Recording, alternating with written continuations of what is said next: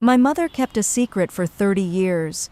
She kept it through my childhood, through my teenage years, through every conversation we ever had about my father and why he left. She kept it all the way to her grave.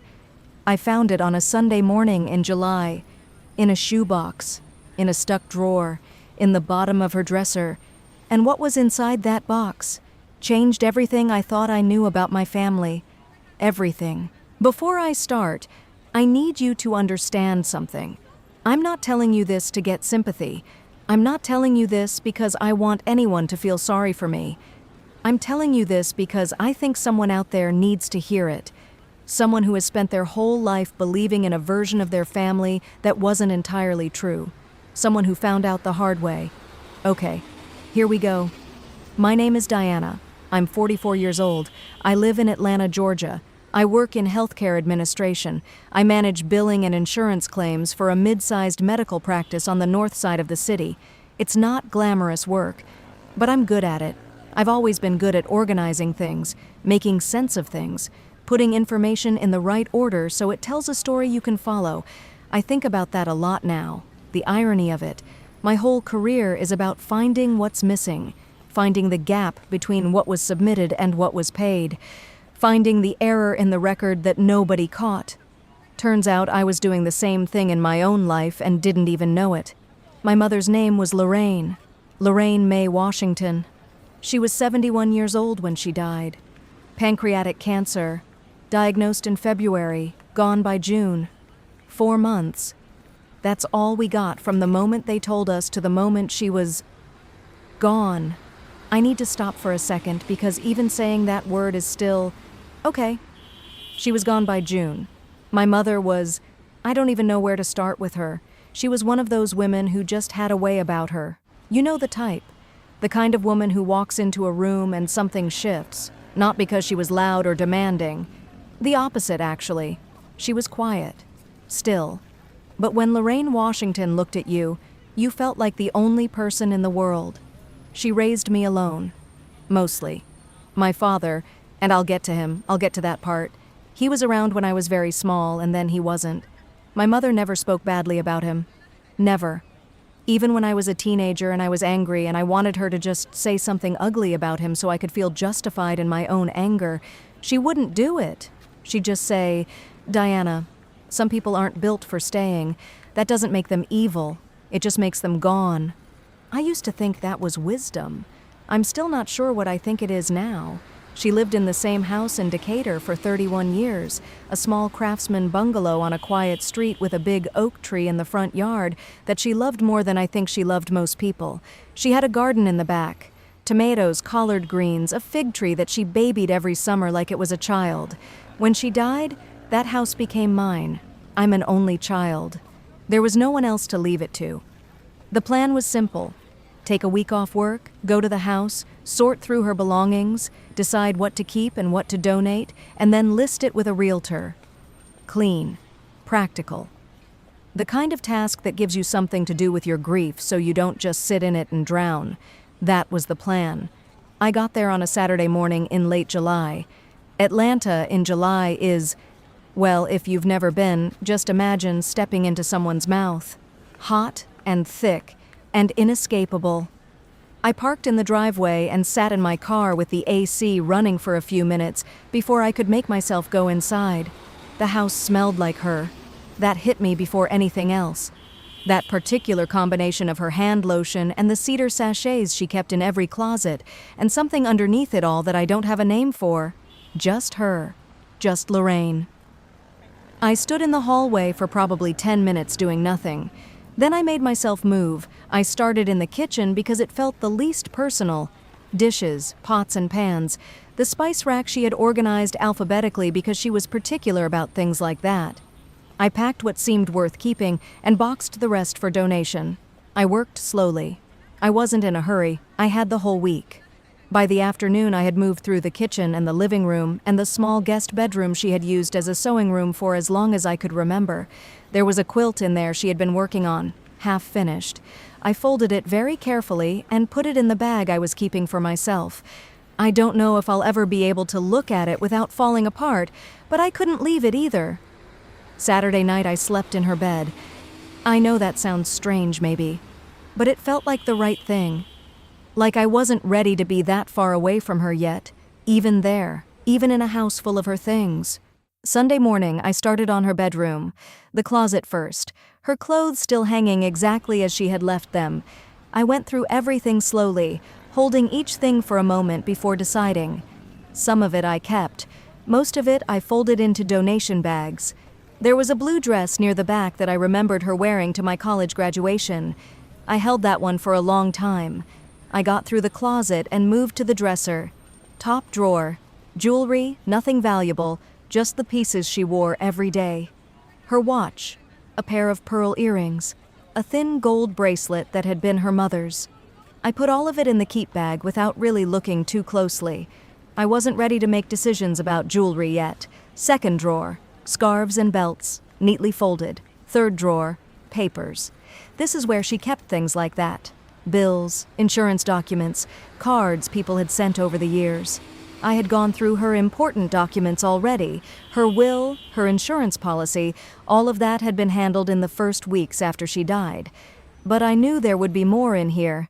The everyday kind of papers that people accumulate over a lifetime without really meaning to. I started going through it carefully. Utility bills going back years, Christmas cards from people I didn't recognize, a receipt from a furniture store dated 2009, and then I got to the bottom drawer. The bottom drawer was stuck. Not locked, just stuck. Swollen maybe from years of humidity. I pulled at it a few times and it didn't budge and I almost just left it. I almost decided it wasn't worth the effort. I don't know what made me keep trying. I got a butter knife from the kitchen and worked it along the edges. I pulled again. The drawer scraped open suddenly and I nearly fell backward. Inside, there was a box. A shoebox actually, old. The kind of shoebox that has a brand name on it that doesn't exist anymore. Dusty. Pushed to the very back of the drawer, behind a layer of old placemats that had been folded on top of it. I looked at it for a moment. My mother was not a secretive woman. Or, I thought she wasn't. I thought I knew everything there was to know about Lorraine Washington. She was private, yes, reserved. But secretive felt like a different word entirely. I pulled the box out, I put it on the bed, I sat down next to it, and I just looked at it for a minute, maybe more than a minute. There was something about the way it was hidden, not just in the drawer but under things, pushed back, tucked away, that made me feel like I was standing at the edge of something, like once I opened it there would be no going back to the version of the morning I had been living before. I opened it. On top, photographs. A stack of them, held together with a rubber band that had dried out and snapped the moment I touched it. I picked up the first one.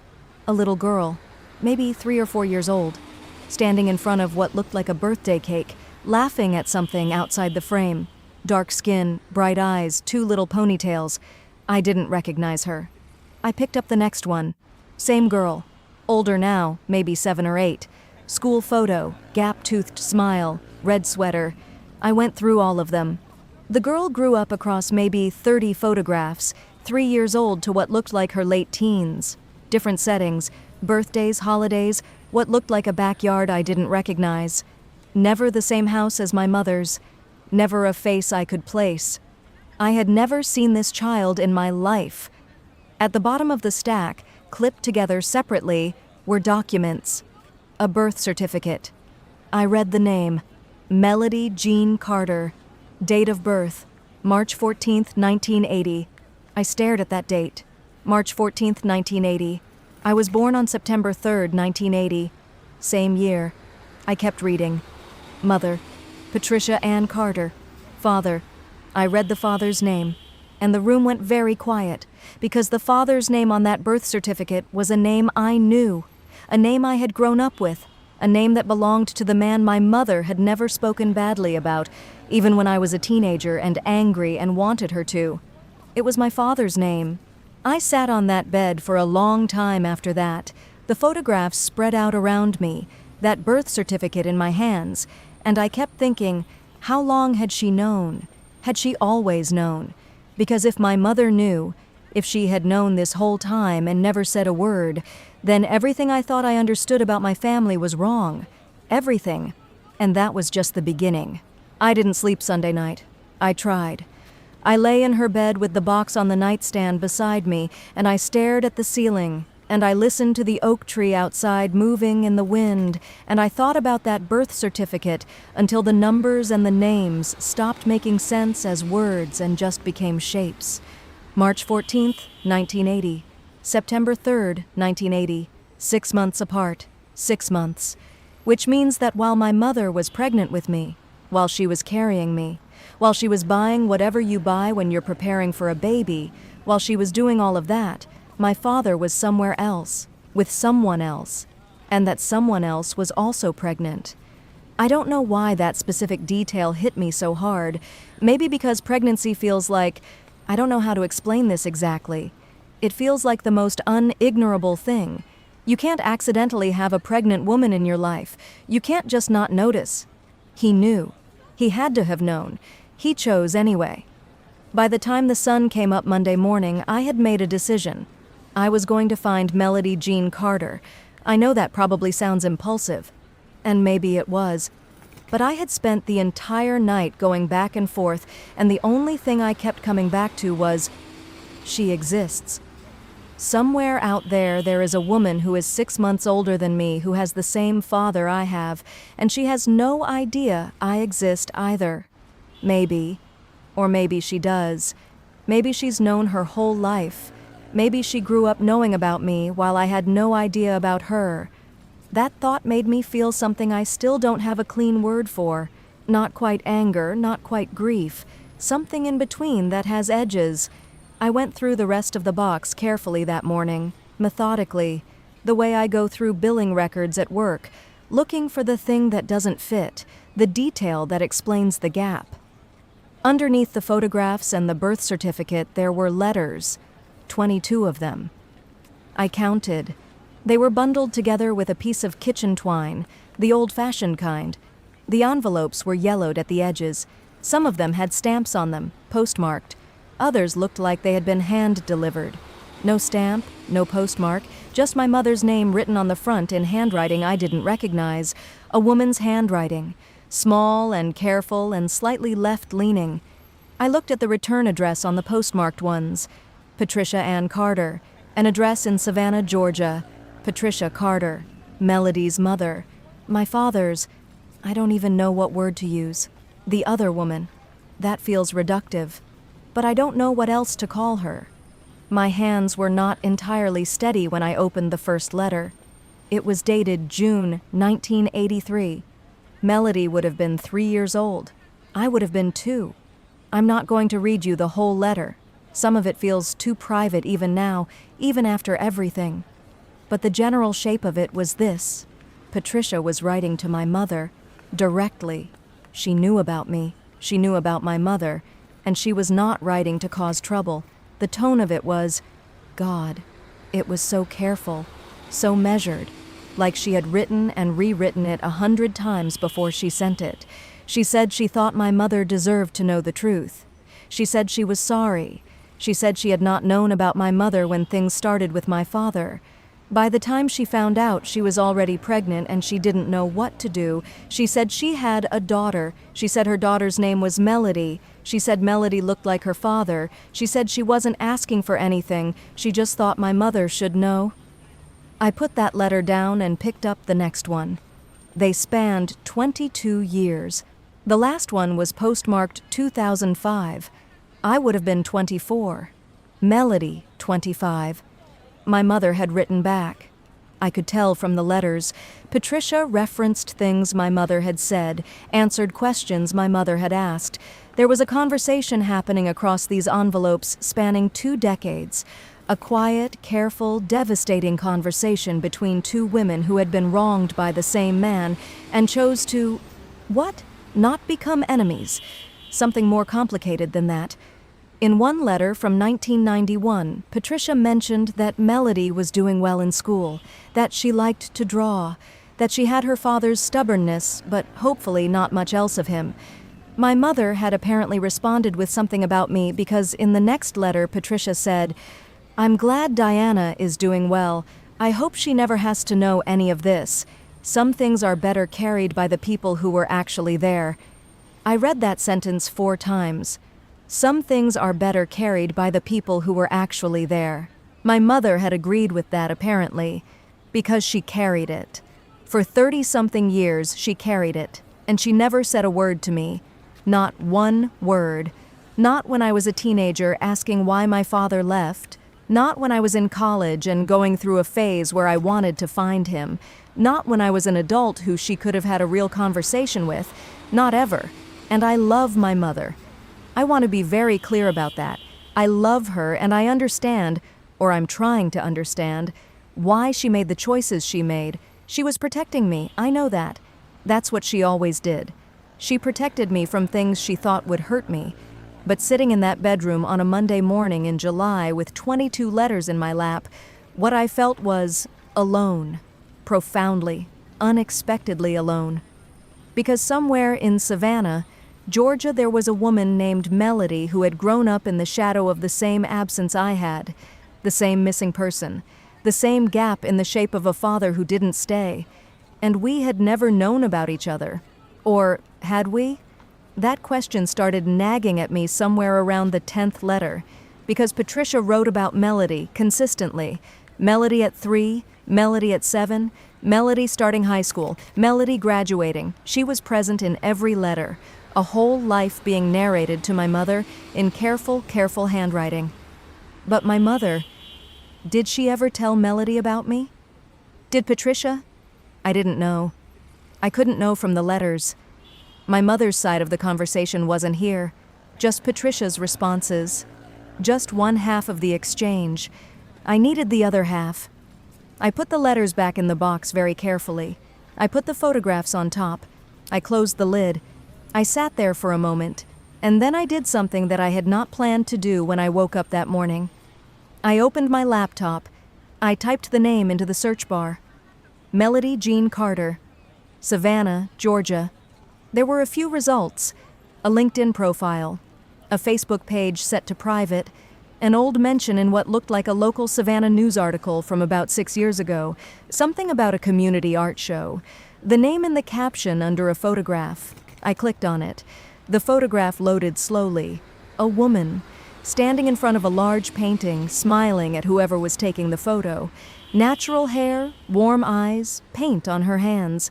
I leaned closer to my screen, and I felt the breath leave my body in a way that had nothing to do with surprise and everything to do with recognition, because the woman in that photograph, she had my father's jaw, the same jaw I saw every time I looked in the mirror. She was real. She was real, and she was out there, and she had no idea that right now, in a house in Decatur, her half-sister was sitting on their dead father's, on their mother's bed, holding a box full of 22 years of letters that neither of them had ever been supposed to find. I stared at that photograph for a long time, and then I closed the laptop. Because I realized something. Finding her name was the easy part. The question wasn't whether I could find Melody Carter. The question was, what was I going to say when I did? And more than that, the question I couldn't stop coming back to, the one that kept me up that second night just like the first. Did she already know about me? Because if she did, why had she never come looking? I gave myself one more day, Tuesday. I finished going through the rest of the house, mechanically, room by room. I packed and sorted and labeled boxes, and I did it all on autopilot while the back of my mind was somewhere else entirely. Somewhere in Savannah, in front of a painting, looking at a woman with my jaw. I told myself I was being practical, finishing what I came here to do, being responsible. Really, I was just scared. I'm not afraid to say that now. I was scared. Because there is a version of reaching out to someone like this that goes well, and there is a version that goes very badly, and I had no way of knowing which one I was walking into. What if she already knew about me and had decided she wanted nothing to do with me? What if she didn't know and the news destroyed something in her that had been okay before I showed up? What if she was angry? Not at me specifically, but at the situation, at our father, at the whole mess of it. And I became the place she put that anger because I was the one who showed up. I went back and forth on it all of Tuesday. Tuesday night I made a decision. I was going to reach out, but carefully. I wasn't going to call her out of nowhere. That felt too sudden, too much. I wasn't going to just show up in Savannah, obviously. I found her on Facebook, private profile, but there was a message button. I sat in front of my laptop for probably 45 minutes before I typed anything. What do you even say? Hi, I think we have the same father. Hi, I found letters in my dead mother's house that suggest we're sisters. Hi, I've been staring at your photograph for 2 days because you have my jaw. None of it felt right. All of it felt insane. Eventually, I just wrote something simple, something honest, something that gave her enough information to understand without dumping the entire weight of it on her in a Facebook message. I said, "My name is Diana. I recently lost my mother. Going through her things, I found some documents and photographs that I believe connect our families. I know this is coming from nowhere, and I understand if you're not comfortable responding. But if you are, I would really like to talk." I read it back 4 times. I sent it. And then I closed the laptop and went to bed and did not sleep at all for the 3rd night in a row. Wednesday morning, I woke up and the first thing I did before I was even fully awake was reach for my phone. One notification, Facebook message. Melody Carter had replied. I sat up in bed. I stared at the notification for, I don't know, it felt like a long time. It was probably 30 seconds. And then I opened it. She had written 4 words. I've been waiting. Call me. And her phone number. I've been waiting. I've been waiting. I read those 3 words, and something moved through me that I still don't entirely know how to describe. Relief, maybe. But also something heavier than relief. Because those 3 words meant she knew. She had known. She had been waiting for this moment, waiting for someone to finally cross the distance between us, and she had been doing that, waiting in silence, the same way I had been living my entire life without knowing she existed. We had both been kept from each other, deliberately. I called her. She picked up on the 2nd ring. Her voice was, I don't know what I expected.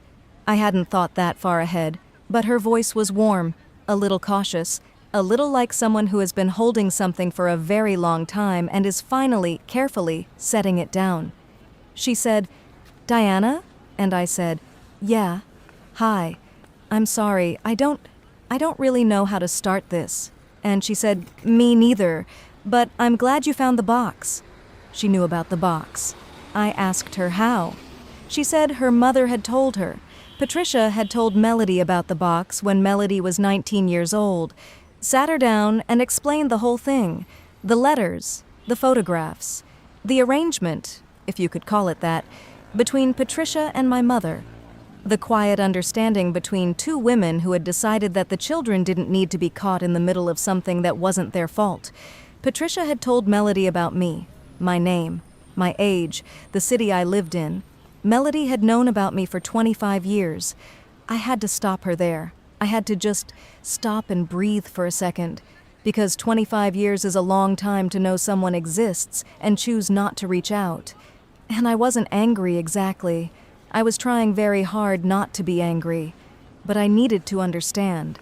I asked her, why didn't you ever contact me? There was a pause, a long one.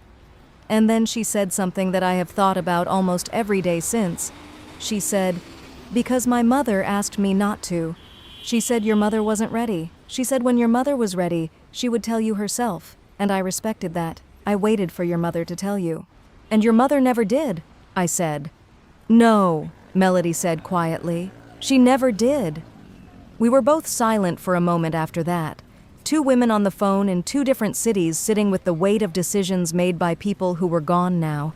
Decisions made out of love, probably. Protection, probably. And also, I'll say it because I think it's true, out of something more complicated than love. Out of shame, maybe. Out of the particular way that generation carried things that were too painful to speak out loud. They had carried it all the way to their graves. And left it for us. Melody told me about her father, our father Akden. She had known him. She had grown up with him around, not consistently, but present. He had come in and out of her life in the way he had come in and out of mine, apparently, except she had at least had some version of him that I hadn't. He had died 11 years ago. Heart attack. She had gone to the funeral. She said it was the strangest day of her life, standing at the grave of a man she had complicated feelings about, surrounded by people she didn't know, grieving something she couldn't entirely name. I told her I hadn't gone. I hadn't known him well enough by then to feel like I had the right to grieve.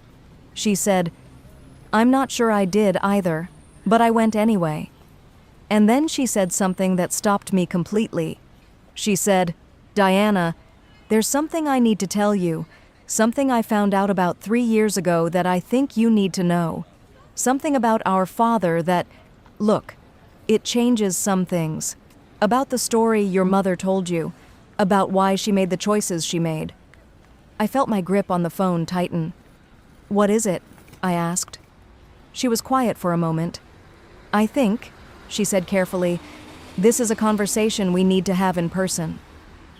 I looked around my mother's bedroom, the boxes I had packed, the bed I had been sleeping in, the empty dresser with the bottom drawer still slightly open from where I had forced it. "When?" I said. "How soon can you get to Savannah?" she asked. I drove to Savannah the next morning, 4 hours down I-16 with the box on the passenger seat beside me and 22 letters in it, and a head full of questions I didn't have answers to yet. I had no idea what she was going to tell me, but I knew, the way you sometimes just know things before you know them, that whatever it was going to change the shape of everything. Again. For the second time in 1 week. My mother had kept one secret, but I was starting to wonder if that was the only one. Savannah is beautiful in a way that almost feels unfair, like the city doesn't know or doesn't care that people come there carrying heavy things. It's just Spanish moss and old brick and the smell of the river and light that falls through the trees in a way that makes everything look like it's been slightly softened, like the edges of things have been worn down by time into something gentler. I noticed all of that, and none of it touched me. I was too focused on what was coming. Melody lived in a small apartment near the historic district, second floor of an old building with a wrought iron railing on the stairs and window boxes with herbs growing in them. I stood outside for a moment before I knocked. I thought about my mother. I thought about how she had known about this woman, this apartment, this city, this whole parallel life for 30 years and never said a word. I knocked. The door opened. And there she was.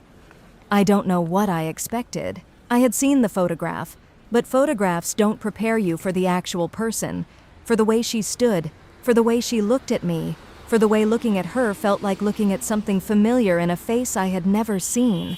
She said, "Hi." I said, "Hi." And then we both just stood there for a second.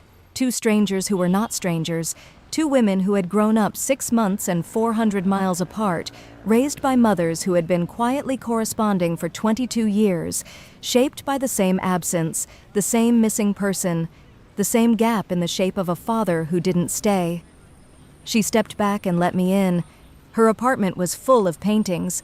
Her own work, large canvases, bold colors, the kind of art that takes up space intentionally. I recognized the one from the newspaper photograph immediately. It was hanging on the wall above her couch. She made coffee. We sat across from each other at her kitchen table. The box was between us. She looked at it for a moment and then looked at me. "My mother kept one too," she said. "Same kind of box, same kind of letters." I asked her to tell me what she had found out, the thing she had mentioned on the phone, the thing that changed the shape of the story. She wrapped both hands around her coffee mug. She said, 3 years ago, I was going through some of my mother's things. She was sick. She's okay now, but at the time we didn't know how serious it was, and I was helping her organize things, and I found documents, financial documents, going back to the early 80s. I waited. Our father," she said carefully, "was not a poor man. Diana, he had money. Real money. Not enormous wealth, but substantial. Property, investments, a life insurance policy." I hadn't known that. My mother and I had lived, not poorly, but carefully. She had worked her whole life. We had not had the kind of life that suggested my father had substantial money somewhere. He left a will, Melody continued, when he died 11 years ago, and in that will he left everything, all of it, to one person. I already felt it coming before she said it. Your mother, Melody said. He left everything to Lorraine. The room was very quiet. My mother got nothing, Melody said. I got nothing. Everything went to Lorraine Washington. I sat with that. I sat with it for a long time. My mother, who had raised me alone, who had worked her whole life carefully and quietly, who had kept a box in the bottom of a stuck drawer for 30 years and never said a single word about any of it. My mother had known about that will. She had to have known. And she had taken it. Whatever he left her, she had taken it, and she had never told me where it came from. Never told me there was anything beyond what I could see. Never explained why certain things in our life were. I was connecting dots now in real time, sitting at Melody's kitchen table. Certain things that I had attributed to my mother's careful budgeting that maybe weren't that at all. I'm not telling you this because I'm angry at you, Melody said quickly. I want to be clear about that. You didn't know. I believe you didn't know.